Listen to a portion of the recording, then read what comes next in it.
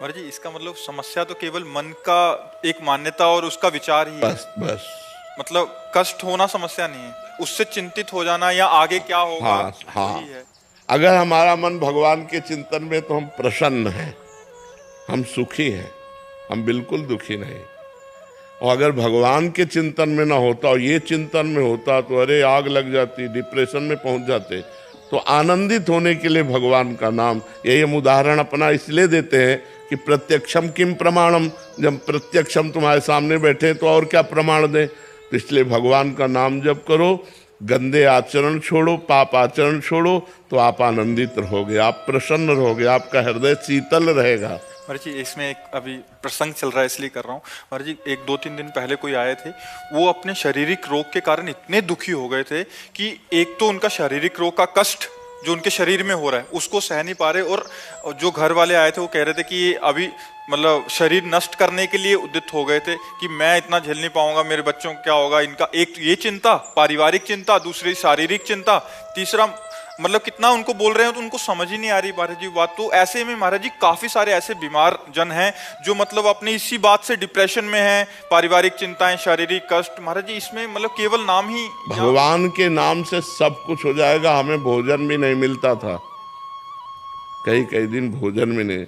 जिस आश्रम में हम रहने के लिए जाते, 10-5 दिन मान लो रख लिया, और जहाँ पता चलता किडनी फेल है तो तुरंत निकाल दिए जाते, क्योंकि कौन दवा करवाएगा। और आज आप देख रहे हैं भगवान सब अपने आप देते हैं।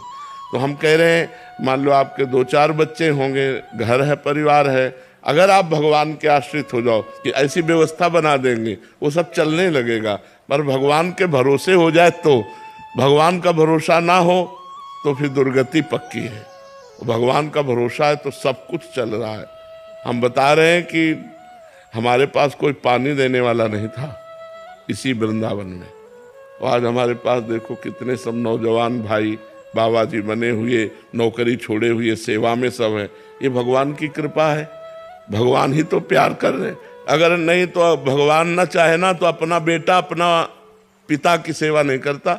नहीं, जो पैदा किया हुआ बेटा है वो भी अब बूढ़े बाप की सेवा नहीं करता।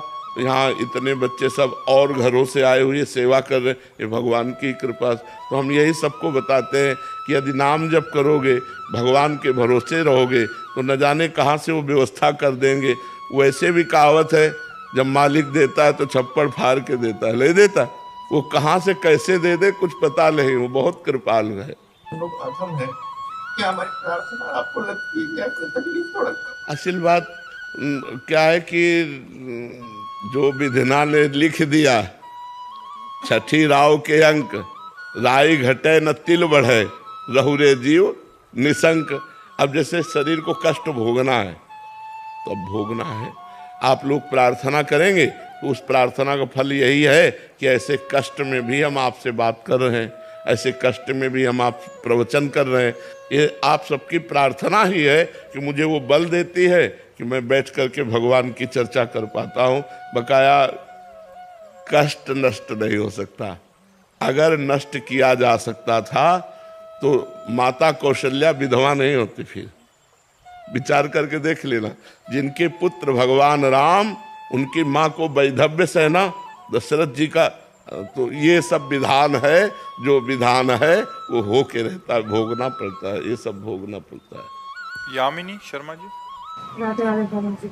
राधे राधे महाराज जी। महाराज जी, मेरा प्रश्न है कि दुख का सामना कैसे करें एक अशांत दुनिया में सच्ची आंतरिक शांति। नाम जप से, नाम जप से, नाम जप से। जितना नाम जप करोगे, भारी से भारी दुख में आनंदित रहोगे।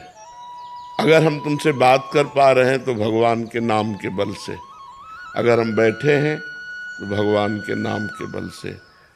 बड़ी से बड़ी दुख की परिस्थिति में भी यदि हमें कोई बचा सकता है तो भगवान, और भगवान का नाम।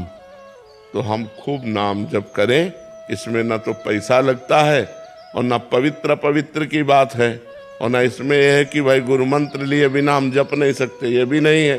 भगवान का नाम तो कोई भी कभी भी कहीं भी कैसा भी हो, अहोबत स्वपचतो गरियान यद जिह्वाग्ये वर्तते नाम तुभ्यम। जिसकी जिह्वा के अग्रभाग पर भगवान का नाम विराजमान है वो चांडाल भी परम पवित्र और जगत श्रेष्ठ है। अहो वत् सुपचितो गरियान, गरियान माने सर्वश्रेष्ठ, वो सर्वश्रेष्ठ है। चांडाल भी, जिसकी जिह्वा पे भगवान का नाम विराजमान है। नाम में इतनी सामर्थ्य है कि हम हर दुख को गले लगाकर मुस्कुराते हुए जी सकते हैं। और देखो, मनुष्य जन्म संघर्षमय है, संघर्षों से घिरा हुआ है। कोई भी हो, सबके जीवन में संघर्ष है। आप देख लो, जब भगवान राम जी प्रकट हुए, भगवान है ना, सुबह राज्याभिषेक होना है और शाम के ही 14 वर्ष का वनवास हो जाता है। कितना बड़ा संघर्ष। नंगे पैर जहां महलों में चलते हैं तो फूलों जैसे कोमल गद्दे बिछाए जाते हैं, वही भगवान नंगे पैर वनवास 14 वर्ष तक, तापस वेश विशेष उदासी 14 बरस राम वनवासी। तो जब भगवान मृत्युलोक में जन्म लिए, अवतार लिए, तो संघर्ष में जीवन रहा, चाहे राम का हो चाहे कृष्ण का हो। देखो भगवान कृष्ण कहाँ प्रकट हो रहे हैं? कंस के जेल में, देवकी वसुदेव हथकड़ी बेड़ियों से जकड़े हुए, और आ कौन रहा है? परमात्मा आ रहा है, स्वयं पुत्र बनने परमात्मा आ रहा है। तो हमारा जीवन संघर्षमय है सबका। आज तुम सुखी हो तो कल दुख आएगा, आज तुम दुखी हो तो कल सुख आएगा। सब दिन होत न एक समान। आज सुखी हो तो अभिमान मत करो, आज दुखी हो तो बहुत उदास मत हो। ये चक्र है, सुख दुख का चक्र चलता रहता है। पल की पल में क्या हो जाए पता नहीं तकदीर का। भाई अजब खेल रघुवीर का, भगवान का बड़ा अजब खेल है कि पल में तो अभी राज्याभिषेक होने की बात हो रही है और पल में 14 वर्ष का वनवास हो गया। पल की पल में क्या हो जाए कुछ पता नहीं तकदीर का, अजब खेल रघुवीर का। इसलिए हमको दुख में सामर्थ्यवान बनने के लिए भगवान का नाम जप करना चाहिए। नाम जप से बड़ी सामर्थ्य मिलती है। भगवान के नाम जप के बल से हर कष्ट मुस्कुरा कर सहा जा सकता है। तो सब समस्याओं का समाधान भगवान का भजन है, भगवान का चिंतन है, जो हम हर दुख से लड़ सकते हैं। जयेश चाहर जी, राधे राधे। नगर से। महाराज जी, पिछले लगभग 2 वर्षों से मेरा अध्यात्म की ओर झुकाव हुआ है। महाराज जी, मेरे अंदर एक प्रश्न आ रहा है कि माया क्या है, संसार क्या है, और भगवान ने ये खेल ही क्यों रचा? जीव संसार में बार बार आता है और चला जाता है, इस सब में ईश्वर आखिर मतलब उनका अंदर आंतरिक इच्छा क्या है? एकोहम बहुश्यामा। पहले ईश्वर ने रचा क्यों, ये बात समझो। किसी और को नहीं रचा, वो अपने आप को रचा है। वो अपने आप से बहुत रूपों में हो गया। वो अपने आप से अपने आप को रचता है, अपने आप से अपने आप का पालन करता है और अपने आप से अपने आप का विनाश कर लेता है, किसी और का नहीं। वो अपने आप में खेल रहा है। ये सब रूपों में वही विराजमान है। मत्ता परतरम नान्यत किंचिदस्ति धनंजय, मेरे सिवा किंचित मात्र कुछ नहीं है। वो किसी और की रचना नहीं की, वो अपने आप से अपने आप की रचना की। अब आप अपने आप को भूल गए हो, अपने हृदय में बैठे भगवान को भूल गए हो, इस शरीर को मैं मानने लगे हो और भोगों में रत हो गए हो, इसलिए दुर्गति को प्राप्त हो गए। माया उसे कहते हैं जो है वो दिखाई न दे और जो नहीं है वो दिखाई दे। जैसे स्त्री पुरुष जड़ चैतन्य नहीं है, परमात्मा है, तो परमात्मा दिखाई नहीं दे रहा, और जड़ चैतन्य स्त्री पुरुष अच्छा बुरा दिखाई दे रहा है, ये माया है।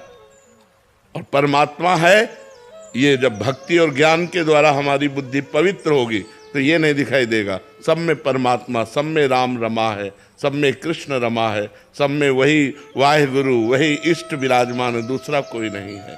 तो हमारे अंदर जो ये भ्रम पैदा हो गया कि भगवान ने मुझे क्यों फंसाया, तो भगवान ने नहीं फंसाया, आप खुद फंस गए। आप कौन हैं? आपने कभी विचार किया कौन है आप? आपने कभी अपने को देखा? उसी का तो महाराज जी पता नहीं लगता। हाँ, उसी का पता लगाने के लिए जिन खोजा तिन पाइया, गहरे पानी पैठ, जो खूब हृदय में बैठ करके निरंतर नाम जप कर रहा है, चिंतन कर रहा है, तो जिन खोजा तिन पाइया, और जब पाइया तो वहाँ दूसरा कोई नहीं मिला, वही आत्मस्वरूप मिला, वही मैं मिला, वही दूसरा कोई नहीं। दो नहीं है, एक ही है पूरी सृष्टि में। जब खोजने वाले ने पाया तो खोजने वाला नहीं रहा, पाया जब तो वही मिला जो खोज रहा था, दूसरा कोई नहीं। महाराज जी किया कैसे जाए, मतलब कोई गुरु नहीं है, कुछ नहीं है, तो फिर यात्रा ही नहीं शुरू होगी। यात्रा तो गुरुदेव से ही शुरू होती ना। गुरुदेव का वरण करो, गुरु चरणों का आश्रय लो, नाम जप शुरू करो, उपासना शुरू करो, तो यात्रा प्रारंभ हो। स्कूल में नाम नहीं लिखाया तो ककाहरा मात्रा जब याद नहीं तो फिर कैसे पढ़ाई शुरू। पीएचडी तो तब पहुंचे हम जब पहले ककाहरा मात्रा से तो शुरू करें। तो प्रथम हम गुरुदेव के चरणों का आश्रय लेकर उपासना शुरू करें। किसी संत महापुरुष का आश्रय लो और उपासना प्रारंभ कर दो। वो आपका विषय है, वो आपका विषय, वो हमारा विषय नहीं। वो आपका विषय है कि आप आश्रय किसका लो और कैसे उपासना में चले, ये पद्धति से चलो। भाई इंद्रजीत सिंह जी खालसा। वाहिगुरु जी। महाराज जी हमें वृंदावन में इस रमणीय स्थान में आकर ऐसा महसूस हो रहा है कि सभी तरफ अकाल पुरुष ही अलग अलग रूपों में विचर रहे हैं। महाराज जी आप जी प्रभु की सारी जिंदगी भक्ति करी, नाम जपा, अब वो ही परमात्मा आपसे मिलने के लिए आपके भक्तों के रूप में आप ही दर्शन देने आ रहे हैं। महाराज जी जितने भी लोग हम यहाँ देख रहे हैं, चाहे वो इस स्थान के सेवादार हों, साधक हों या फिर आने जाने वाले दर्शनार्थी, प्रभु ही अलग अलग रूपों में आपका ख्याल रख रहे हैं। महाराज जी आपसे मिलने आ रहे हैं। ध्रुव सत्य है, परम सत्य है, परम सत्य है।